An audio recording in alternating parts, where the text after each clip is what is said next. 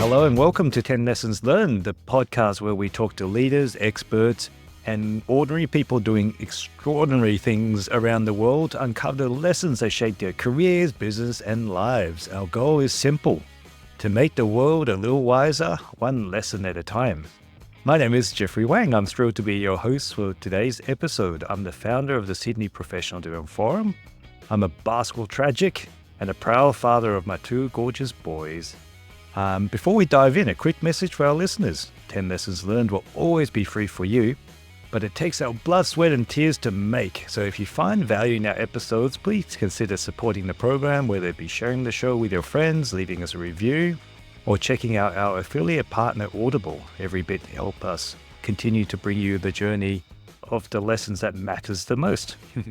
Speaking of Audible, they're a fantastic way to enjoy 10 Lessons Learned alongside the thousands of audiobooks and other inspiring podcasts. Whether you're on the go or unwinding at home, Audible makes it easy to build a library of wisdom. You can try it for 30 days at audibletrial.com/10 lessons learned. That's audibletrial.com/10 lessons learned. The link is in the show notes, so check it out and start listening today. Now, let's meet our guest, Mimi Nicklin. Mimi is a best-selling author, empathy advocate, and founder of the world's widest-reaching organizational empathy platform, Empathy Everywhere.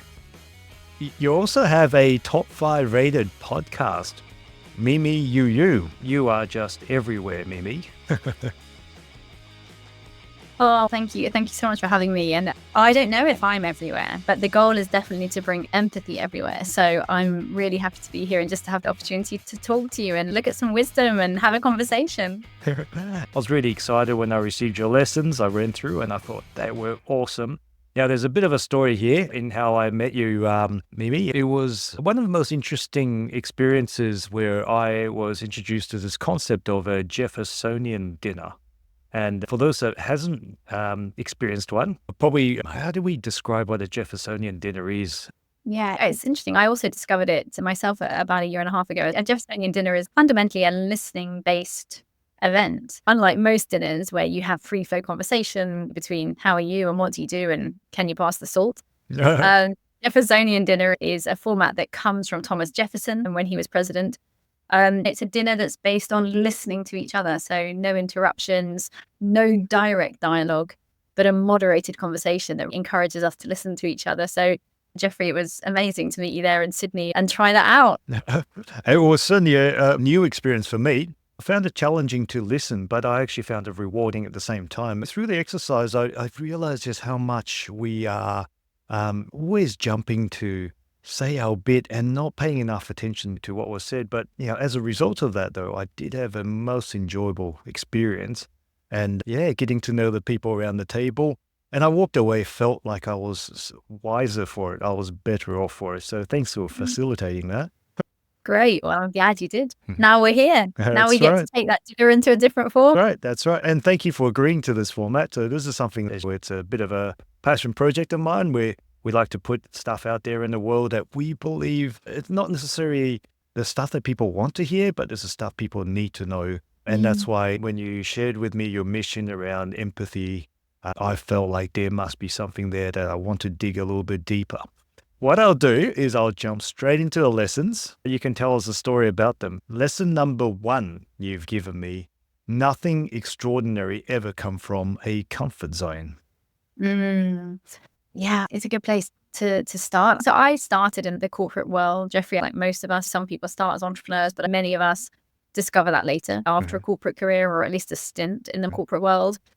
And it wasn't until I was really alone on my own business journey that sentence became sensical to me. The interesting thing is where I got that sentence from. I read that on the side of a Korean beauty product. In the middle of lockdown during COVID. So I had got this product delivered to my house. I'd never tried it before. I was locked in my home and I opened it and it was a moisturizer or something, but on the side was that sentence. And it became poignant to me, I guess also because of the time, right? That definitely wasn't a comfort zone, being locked down in COVID. And then it stuck with me clearly for what's been now nearly 5 years because of the depth of its truth. And I realized over and over again that this Korean beauty product, which ironically I couldn't ever tell you what brand it was now. But the insight behind it stuck in that if it's not uncomfortable, you're probably not growing. If you're doing things that are really comfortable, it's because you've done them before, because you're repeating, because you're in a flow.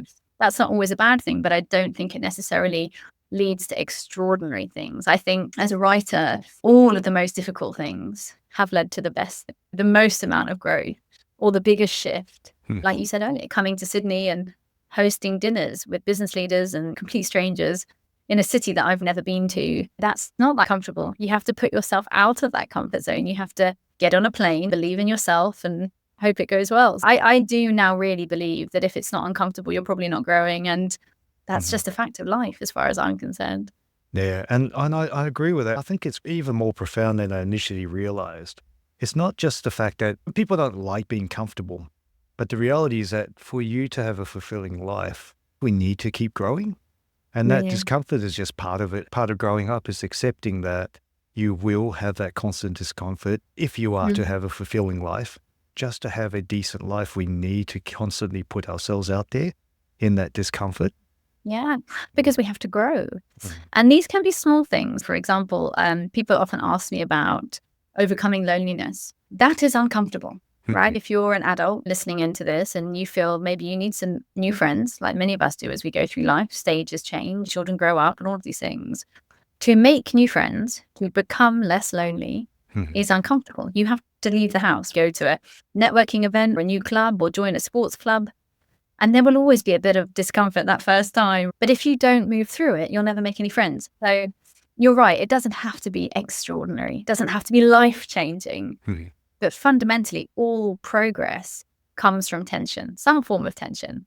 Yeah. Otherwise, it wouldn't be progress. Very well said. Lesson number 2, patience is our most undervalued asset in business life. I think so. Since I've become an entrepreneur and doing this work on my own, this didn't resonate with me in the corporate world because there's somebody else doing everything. You don't really have to be patient in the corporate world because you're not responsible for everything. There'll be somebody in finance and somebody in procurement and somebody somewhere else that's helping you. But when you have your own business, patience becomes something you have to manage. Social media will have you believe that everybody is an overnight star. That never happens. You have to be patient. I believe what's meant for you will come at the right time. And impatience creates friction. It pushes people away. It puts pressure on people. You'll see people who are desperately driving for sales or desperately driving people to their websites. And then they put all these messages out there. That sense of desperation actually pushes people away, and it creates discomfort, but also a lack of confidence in yourself. So I think as I've been through this journey, patience has been my greatest asset. I tell myself, this is a 10-year game, not a 10-minute game. What you don't win today will come tomorrow or the next day or the next day. So be patient, wait your turn. All the things you say to children, actually. Be patient, wait your turn, stand in line. It's coming. But you can't do everything today. And I think that's for success, but also for your health. We have so much burnout. In Australia, there was a recent stat, which I'm pretty sure is not correct, but 52% of Australians are burnt out. If that is true, the role of patience in that, I think, is huge. We are all desperate to win now. We are hustling so hard because we want to win. We want to be famous. We want to be the boss now. But whatever happened to just waiting a little bit? That's why that's resonant to me. No, do you feel it? I do agree with that. And I think it's about having a longer term orientation. This idea that we're managing by quarters, if we broaden it a little bit, if you look at the 3-year election cycles that we have, a lot of decisions tend to be made with ever more the short-term focus. And I don't know if it's getting worse. I get that life is accelerating, technology is changing faster, but there's certain things that still just takes time.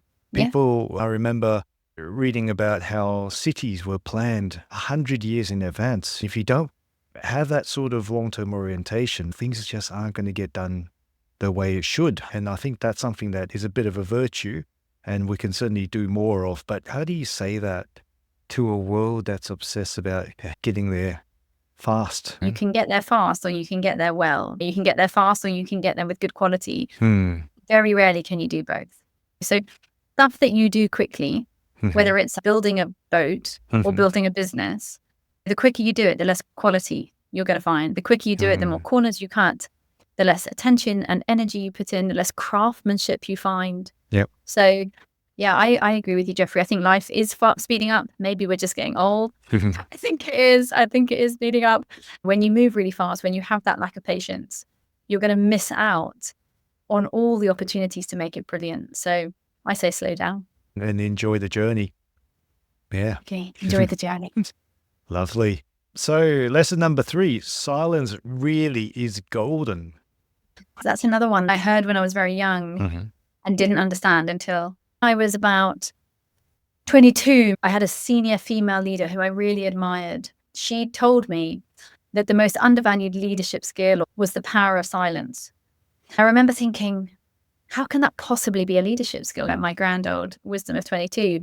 How can you possibly be winning if you're not saying anything? Especially because at that stage, the women's empowerment mission was just beginning. So we were being told as young female professionals, speak up, share your voice, hear your voice all the time. And yet this female leader was telling me the skill is to be quiet. I didn't understand it for a very long time. But much later in my mid-30s, when I started this work, I realized what that leader was telling me, which is that if you are speaking the whole time, you are not listening.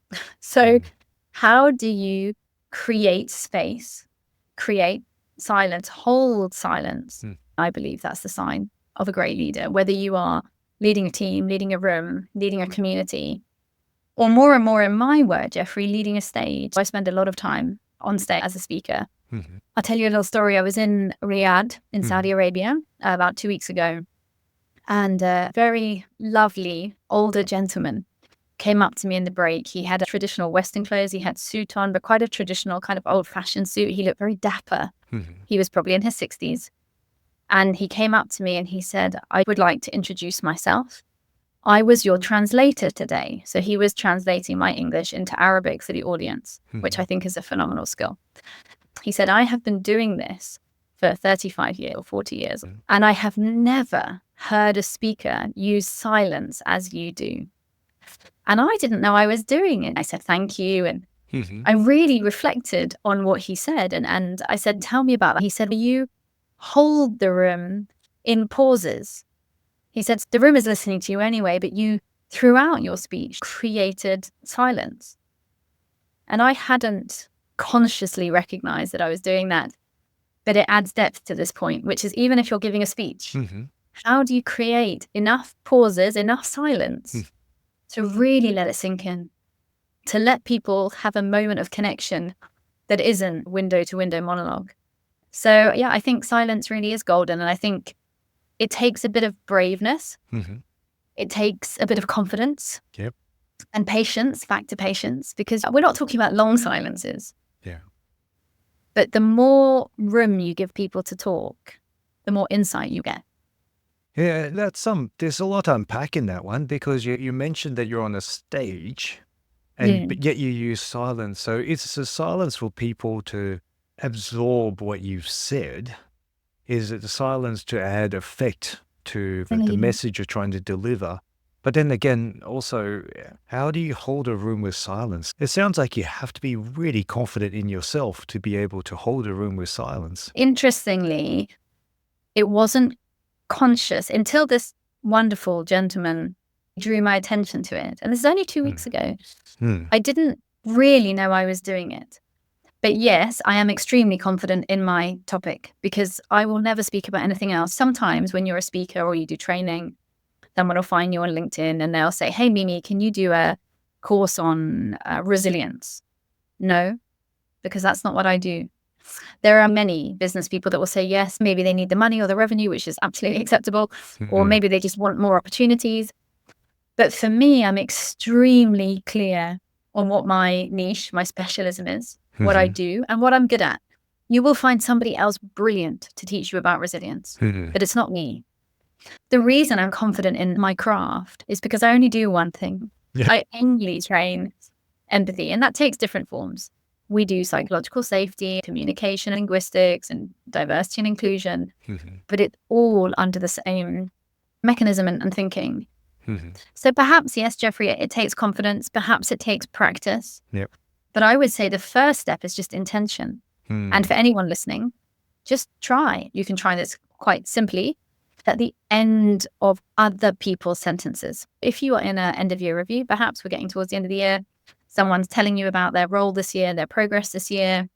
When they finish talking, or maybe you're in an interview, just wait 3 seconds before you reply. See what happens in that tiny silence. More often than not, either it gives people room to smile, or they carry on. This happens with children as well. They are saying you wait, and then they'll go, and Dad, you'll never know what they actually did then. But if you hadn't given them the silence, they would have stopped at the first bit. So yeah, your audience can give it a go. That's very interesting. I will have to give that a go. And now you're making me wonder, what have I missed by not giving people that silence? Yeah, once you have awareness of it, you think, gosh, maybe I could do it more. That's right. And I'm going to try that now. We could just sit in silence. Your listeners will be like, did something go wrong? No, just practicing silence. That's good. It's funny. It's like, I'm sure the producer is just going to take the silence and cut it out. It was a mistake. All good. So lesson number 4, we need nothing more than we need connection. This is really important to me personally, but also to society, to the world at large.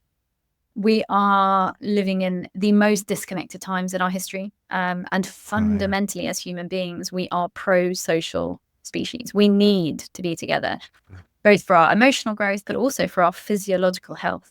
So when we are disconnected, when we're lonely, when we have a lack of belonging, we see all kinds of physiological decline, increase in chronic disease, lower immune systems.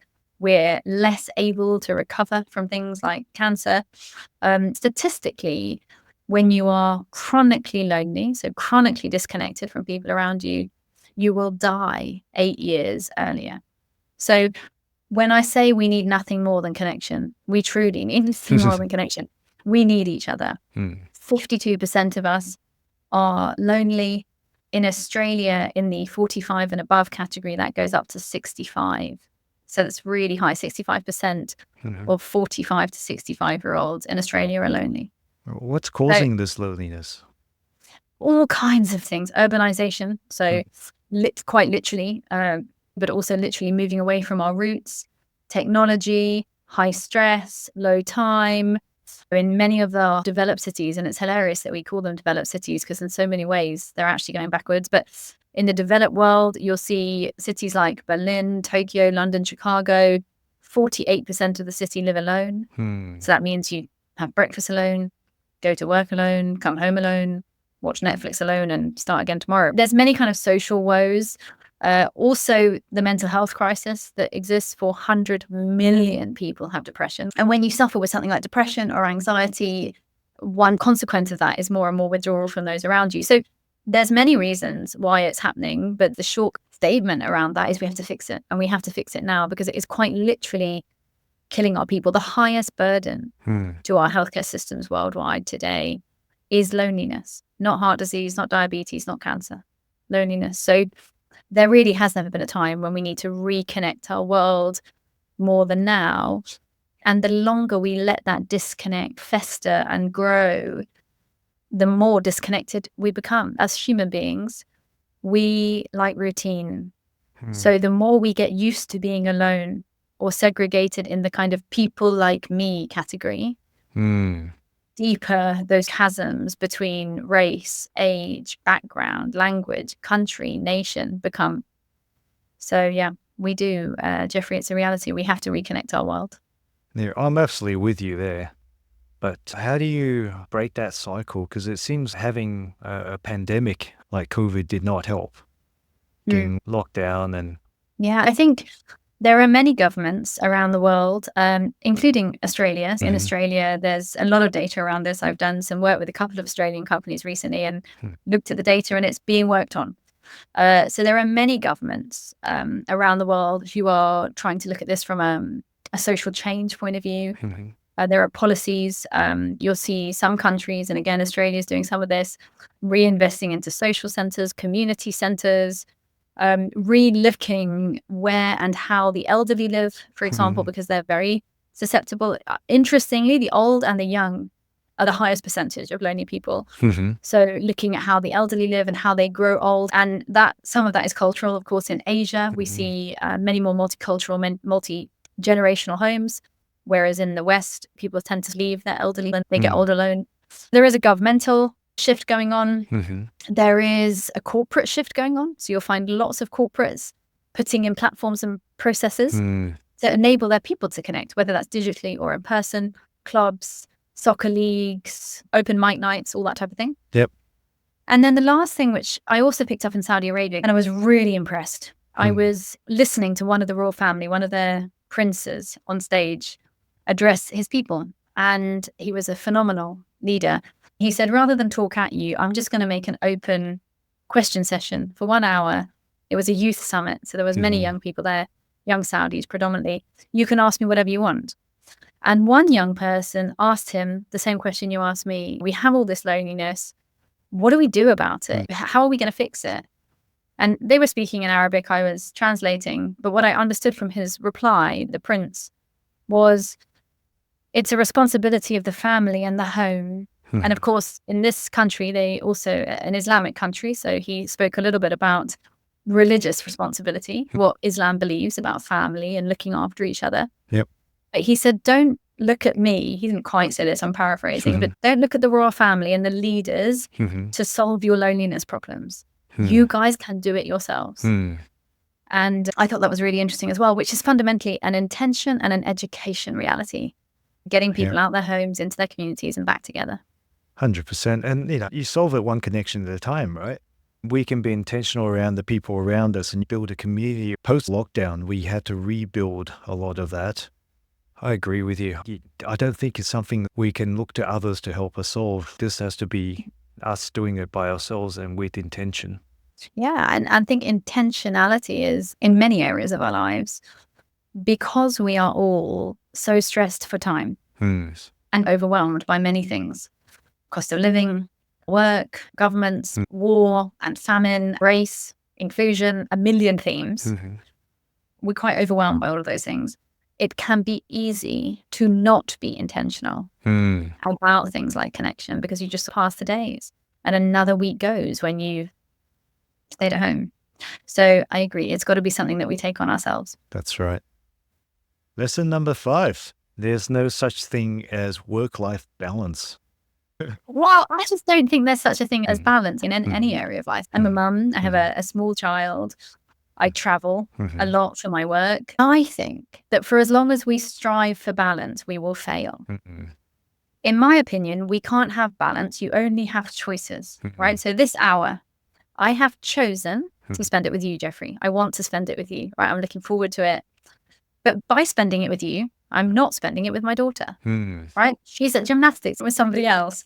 I'm not at gymnastics with her because I'm with Jeffrey. That is a choice. I have to make peace with that choice. I'm very happy with my choice. But if I try to create balance, somebody's always going to be let down, potentially me in the middle, right? So I can only speak from a working mum point of view, and all the working mums that I work with and spend time with. The constant drive to balance everything drives us all mad in the end. You can't balance working and mumming and driving and making dinner and preparing the home and going out and going on a business trip and attending the podcast and writing a press release and updating your where's the balance, right? So for me, that's why I say there's no such thing. Strive for integration. Strive for making empowered choices. Strive for owning your decisions, right? Does it make me a bad mum that I missed gymnastics today? Possibly, in some people's opinion. But I'm at peace with that because I wanted to do this show. That's why there's no such thing as balance. Let go of the pressure of trying to balance it all and make peace with the fact that you can integrate it all. But that is based on choices. What do you think? How controversial was I? No, not at all. Actually, yes, you could say it's controversial, but I think you're absolutely right, challenging that notion that we have to be, I mean, you call it balance, but I think it's trying to strive for perfection that just doesn't exist. I think it's about making peace with the choices that you make. We will drive ourselves mad trying to be, you just can't be at two places at once. And sometimes this idea that you have to have it all or do it all, or if you're not there for every waking moment in your kid's life, then somehow you're a bad mother. I think that's a ridiculous notion. But making peace with it, I like that. I think there's a lot of wisdom with that. Making empowered choices. I really like that word you used, making empowered choices. And it's absolutely right. And I think this is where a lot of parents, particularly mothers, would struggle in terms of making those choices. So I think this is a very wise lesson. So thank you for sharing that. What I've learned is that the gap between expectation and reality is disappointment. That's right? exactly right. And when I learned that to myself, I could manage it, and now I'm much less disappointed less often, right? So remember that the gap between expectation and reality is disappointment. And that's why we should never put unrealistic expectations on ourselves, because all you're going to find is disappointment. And no one needs any more of that in life. 100%. Lesson number 6, there can be no inclusive diversity if there isn't first empathy. Oh, I like this one. I knew you would like this one from the conversation we had at our dinner. I know you're passionate about this, right? And how we create more diversity, as am I. And I specifically said inclusive diversity. And the reason I was very specific and intentional about those words is because diversity for diversity's sake is not diversity, right? To have many colors in your building does not make you a diverse organization. It just makes a dynamic organization. It just means there's lots of different people in there with different skin colors and different hair colors and different eye colors. That's a lot of selection. It's not necessarily integration. That's right. But to truly have inclusive diversity, where there's different people around a table or in a community, you will not get there if you don't start with insight, if you don't start with understanding. And the only way to understand someone is to ask, and that is empathy. Empathy is not a soft skill. It has nothing to do with sympathy. Empathy is about perspective taking, the ability to understand how someone else thinks, feels, or what their experience is. If you want to include diverse voices, the only way you can do that is to find out how they want to be included. For example, so one of the conversations we'll have is around gender, when we talk about gender diversity. How do you know how to include women if you haven't asked them? And it would be the same with any other nuance of employee, community member, or family member. So for me, Jeffrey, and I really want to hear your thoughts, because as I said, I know you're passionate about this, but in order to include others, we first have to understand them. Yep. When you talk about controversial ideas, I would suggest that maybe this one would be considered controversial, especially in the current diversity circles. And I could argue, and maybe because of your global perspectives. I come from, obviously, I'm in Australia, and I think Australia talks about diversity a lot, but how does it practice it? It seems to be, I presume, a couple of decades behind the more multinational places such as Singapore, such as parts of Europe and countries where they had to deal with diversity for a much longer time. So they have a much more mature way of approaching it. So, I can't agree with you more that empathy is the key to understanding diversity. And I think that's what's prevented organizations from achieving what they really want to get out of their people. Ultimately, what it is getting the best out of their people, but you can't make them act their best unless they feel understood and accepted. Just to give you an example, I remember diversity, a crude way of practicing diversity was 3 HR ladies dressed up in cheongsam telling a bunch of Chinese people about the meaning of Chinese New Year's. And it's probably not the only one that's ever had to experience that. But at the same time, that's the way they understood how to do diversity. Yes, visibility is one thing, but ultimately it's about being accepted and understood. Yeah, you absolutely raise a great point. And I think some parts of the world, including Australia, probably have a bit of way to go when it comes to diversity. But I think by focusing on empathy, it's actually far more inclusive, because diversity isn't just about culture, isn't just about gender. We're talking about things that you can't see, personalities. Introverts, for example. How often does corporates really think about how to include the introverts because they feel differently? How do you create an environment where the introverts feel safe to be themselves. And that means sometimes to be a little bit quieter. Yeah, so there's a lot more profound insights from this particular lesson than meets the eye, I think. I think so. And I would just say that the three HR ladies, for example, and many other examples are well-intentioned. And they can be, that's why I made that face, like, oh gosh, I know from your story how that can be received.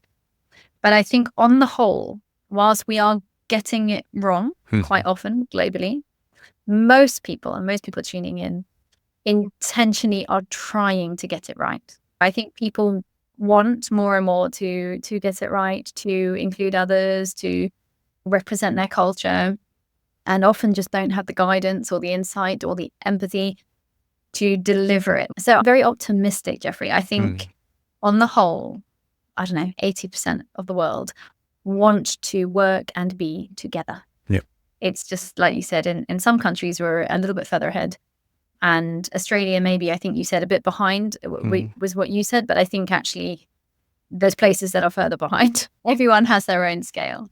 That's right. And I agree with you that it is well-intentioned, but yeah, sometimes I think it's just being aware of the things that essentially, yeah, being well-intentioned is good. I think we all need to understand where people are coming from.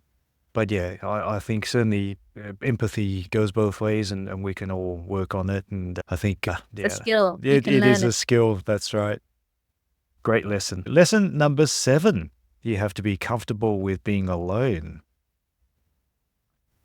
Oh, I don't even remember writing that one. You have to be comfortable with it alone. I know why I wrote it though. Yeah, this was also something I learned or am learning more and more as my own career as an entrepreneur goes on. And again, that is because when you come from the corporate world, you're never alone, right? Even if you're in a small corporate, you're never alone, right? There is someone helping you do something within the day, within the process. And I think it's a little known fact, really, that when you become an entrepreneur, you are all alone. And I don't think you think about that before you become an entrepreneur. I'd love your opinion in a minute, because of course you've done a similar journey, right? When you leave the corporate world or you set up something on your own, you're so full of passion and vision and purpose. Often, I think for many entrepreneurs I speak to, it's only a few months later, maybe 3 or 4 months in, when they're in their home office or their co-working office, or they're, I don't know, in a coffee shop, and they're like, oh, it really is just me. And there's no one to brainstorm with most of the time. There's no one to correct you or build on what you think. There's also nobody to help you with anything. People always say it's the IT. If your Mac fails, your laptop fails, you're like, I don't know how to fix this. How do you fix a Mac, right? Because you've been in the corporate world and there was an IT team. It's always the IT, right? People are like, I don't know how to fix my Gmail. So yeah, I think the more you follow your passion, and for me, that is what I do every day. I have this deep commitment to creating empathy. The longer I do it, the more alone I become. And the irony of that is the more connected I am, because I'm surrounded by people all the time. Yeah. But actually, it's just me. And the more this movement grows, and I'm super proud of it, the more isolated you become, even though the more connected you become. It's a very funny line between being surrounded by people all the time and then realizing more and more the only person that can do this is you. And it's you that's on the plane all night, and it's you that's walking across 3 airports and all of those things, and getting in an Uber in the middle of the night in Mumbai to go to another conference. So yeah, I think you have to really get comfortable with that. I think I wasn't, and now I am. I know how to fix for it. But tell me about your experience, because you also started alone at some point. So how was it for you? It's actually an interesting question. But I actually want to unpack what you mean by alone, because the thing is, being alone isn't necessarily, I think what you said about being alone isn't actually about being physically alone. I think it's being alone in your passion for what you do. I think it's the concept I could relate it to is that it's lonely at the top. I think it's almost that knowing that no one would quite have as much passion as you do about changing the world in the way that you see. I see your mission, and it's clear. It's absolutely crystal clear. And the reason it's absolutely crystal clear is because you are so clear about, you've got this vision in your head about what, the problem statement, the things that you need to fix in this world. And I can see you're absolutely passionate about it. And that's what drives you. And yeah, I can understand why at some point you like, why can't you guys see this? Why it's so obvious to you, right? And the fact that these corporates are out there just meandering and not understanding that this is what the world needs. That's going to be a tough journey. Now, for my own experience, I can't say I actually have the same. I can't say I had the same journey in that entrepreneurship, but I I guess I can imagine why you would say that. Now, hopefully one day I'll find something I'm so passionate about as you are that I will feel alone. But I think that's actually a really good problem to have, because that means that you have found your life's calling. Oh, yes, I have. Thank you. Thank you for saying that. And I think you're right. It's a good problem to have. I'll give you one example as well that just helps bring it down a level from life's purpose to execution, as it were. A few months ago, there was an event. It was a small event. And as I mentioned earlier, most of my revenue, most of my work comes from speaking at events. This event, I was never going to earn much money from. This was not about money at all.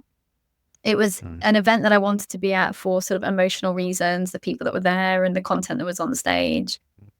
And I couldn't make it. Actually, interestingly, Jeffrey, it was just after I left Sydney when I first met you, and I couldn't make it because the flight times from Sydney to this new city just didn't connect. I could not get there finishing the dinner that I did with you. I forgot that when I started the story, and get to this next place. So with great disappointment, and as I said, they were not paying me. This was going to cost me money. But even with great disappointment, I pulled out and I said, I'm so sorry. I just cannot get out of Sydney in time to be at your event. And, life moves on. It doesn't matter. There's many events in a year. But then about maybe a month later, someone else at that event who I didn't really know had messaged me on WhatsApp and said, I've just come back from X event. And I was like, wasn't X event 3 weeks ago when I was in Sydney? So I looked on the gospel of all things, which is Instagram, and found out that it had moved. Now, nobody had told me it had moved because they had no need to tell me, right? But of course I could have gone now because it was no longer straight after Sydney. Oh, no. And for about 24 hours, I don't know what I was. I want to say heartbroken. It wasn't quite that emotional, but I was very upset about it. And this is to give some explanation to this. You've got to be comfortable with being alone. I was angry. I was angry with the organizers for not telling me. I was angry for my agent for not telling me. And then I went for a swim, and then I had a coffee or potentially a glass of wine. But I realized this is about nobody else but you, Mimi. Your disappointment is your disappointment. You couldn't make it. It's not their responsibility to tell you that they moved their event. There was a sense of entitlement that I was sitting in, which was because I felt I was doing it for free and I was going to buy the flights myself and I really wanted to be there. But then I had this realization, which was probably very close to when I wrote these 10 lessons as well for you, was you have to be comfortable that this is just you. Nobody cares about what you're doing. And that's the honest truth. They care when it impacts them. You cared when you came to the dinner. Because as you said at the beginning, you really enjoyed that dinner and it added something to your week that week. But in the grand scheme of things, everybody cares about their own lives, and so they should. So that's what I really mean by comfort being alone, in the recognition that your passion, your journey, your expectations, your values are yours. And when you're in a shared culture at a corporate, everybody shares a set because they're everybody's. When you're an entrepreneur, they're just yours. So it can be when it's your life's purpose, and it can be more executional. You didn't get the ticket or somebody forgot to invite you. And it's very easy to make that all about you and to have that kind of victim, woe is me, nobody remembered to tell me. That's not their job. So that's really where part of that comes from. Just comfort in, this is my journey. Most of the time it will work out. Sometimes it won't. That's okay. But that's okay. No, again, I think there's a bit of wisdom in that. Even more, it's more profound than it might immediately sound, right? I really like that, because what you're saying is that, yes, it's about you, but also understanding that and making peace with that. I think it's going to go a long way. And yes, being an entrepreneur on your own is lonely, and sometimes that means that you'll miss out on stuff, but recognizing that, you'll make peace with it, your life will be a lot better. It's not always easy, but it's quite simple. Simple, but not easy. That's right. As for many things. Yeah, I don't know anything, exactly. And lesson number 8. Oh, I like this. You don't have time, you create it. Yes, this one I live by. Because every day, more or less, and I'm really not exaggerating, more or less every day, somebody will ask me, how have you got time for that? And it was a decision a few years ago that, again, I've used the word intentional today a lot, but it was very considered, very specific decision that I made for myself. And it was based, again, on neuroscience. And it was based on the fact that our conscious mind learns from our subconscious mind. That means that the thoughts you have impact everything else, how you speak, how you behave, what you do, what you accept, where you win, where you lose. Because the unconscious, the subconscious, the unconscious, or subconscious and conscious are connected. So that's why people often will say, don't say bad things like, oh, I look really ugly today, because it will become you, because you're training your conscious mind. So one of the phrases that we all say most of the time, I don't have time, or I didn't have time, or I won't have time. So we'll get an opportunity or something that we can do, or something with the kids or something at work. I don't have time for that. The challenge with that, when you believe you won't have time, you won't have time. That's right. Because your subconscious mind is training your conscious mind. It will become you. It will become a reality. So if you shift I won't or I don't to I won't create the time, it goes back to what we were saying earlier about empowering choices, right? I didn't create the time for that yesterday, but I will create the time for that today. Mimi, would you like to do this podcast with Jeffrey on Thursday? Yeah, I'm going to create time for that. The minute you shift that, it's the language, neurolinguistics. I love it. But it's also the mindset. So now when people ask me, how do you possibly have time to do all of this? I tell them I create it. And with that comes optimism, commitment, authenticity. If I'm here with you, I am here with you. So yeah, it's become me, like the movement has become me. And I think it's super powerful because everybody I talk to about it that tries it comes back to me and says, it worked. I had more time. I'm like, there you go. And I think, again, it's that intentionality, right? It's knowing what you value. It's making time for things that you truly care about. I like the idea of saying, I won't create time for that because what you're making is a value judgment. Is it worth my time? And it's not because I don't have time, it's because I choose not to spend time on it. And I think you're far more intentional about how you go about your life. And that's that's a really good advice to give. And responsible, Jeffrey, because especially with our kids, we say, oh, I didn't have time. You didn't have time or you didn't make time, right? So you can ask that to yourself or you can try and ask it to someone else, but you might get in trouble. But if you ask it of yourself, you hold yourself accountable for how you spend your time. And when you say, I didn't have time to, be honest with yourself. When you didn't do that thing, what were you doing? And maybe you were watching Netflix, and maybe that's really good for your own decompression, relaxation, escapism. So maybe it's really important to you. But be really clear, again, back to the thing earlier, you chose to watch Netflix. You didn't not have time. You just chose to spend it differently. So it makes you accountable for your choices, which I think is also really empowering. And I must admit, that's probably something I need to do a lot better. So that right learning. All of us need to do a lot better. Love it. Lesson number 9, focus on maintaining the life you already love versus creating a new life that you might love more. And then what you love will appear. Yeah, I think that's really true. Focus on what you have and what you want will come. I live in the present. I don't worry about the past. And on the whole, I don't really think about the future. Do I have a business vision and a strategy? Of course, we all have plans and priorities, but I don't worry about it. If I spent all my time focusing on whether I might have something else in 3 months or 6 months or 12 months, I would miss now. So I think it's something, especially in the sort of consumption-driven world that we live in, we spend so much time trying to create something that we might love more. I might be happier if I have a bigger house. I might feel more confident if I have a better car. I might feel better if I change my look and buy a whole new outfit, right? But what if you don't? And I think the challenge is that most people actually don't. They get the thing that they've been waiting for, right? And you see this often with men, but women too, who think that they are working as hard to retire. And they work and they work and they miss everything today because what they think they want is to sit around and play golf all day. So they work, they miss all their life, they miss all the present, and then they get to 65, wherever they are, maybe younger if they're lucky. And they get to this life that they thought they wanted to build. And then they're like, oh, this sucks. Right now I'm bored. I'm lonely. I have no sense of purpose. What's the point in having a big house and a Mercedes? I've got nowhere to go, maybe to the golf club and back, but that only lasts for a while. So it's one example. It can be about short-term, age, anything.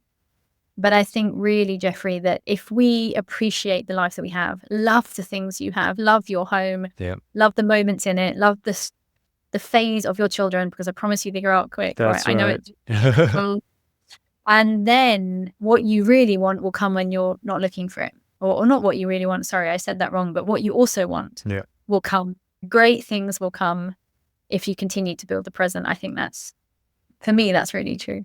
No, 100%. Like you will see whatever you focus your mind on is what you get more of. This is the same psychology behind why grateful people who practice gratitude are the happiest.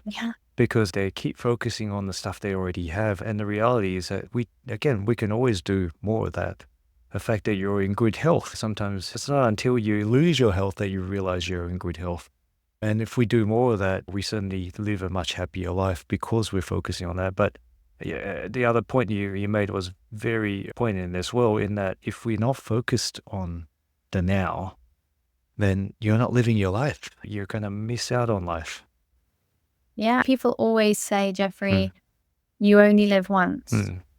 But I always say, no, you live every day. You only die once. Right? And live today. You're alive now. Live it. Enjoy it. Make it count. So, yeah, maybe just a bit of a mindset shift. That's very profound. I like that. The last lesson, number 10. My gosh, we've done number 10. I've forgotten what I said. The world is lonely. Be generous. Oh, yeah, I guess we've touched on it, right? We spoke a little bit today about the loneliness epidemic. Half of us, 52%, if not more, depending on where you're listening from, are disconnected and lonely, and therefore less well in many ways because of it. So I always feel that we can be so generous with the smallest of things. And I would say with smiling is the smallest. Eye contact might be smaller than smiling. Be generous with those connections, because you never know what other people are living today. And often it's happened. I do it quite naturally. Probably if we watch this back, you'll see I smile a lot, right? I love doing this. But I have learned many times over, particularly in Ubers, in taxis and Ubers, how much you can impact people's lives just by being generous with your attention. Ask people their name, strangers. Ask the taxi driver their name. Ask the barrister making your coffee, or the person that walks your dog, or the person that opens the door for you. And watch what happens, because so many people go, oh, my name is Mohammed, whatever their name is, right?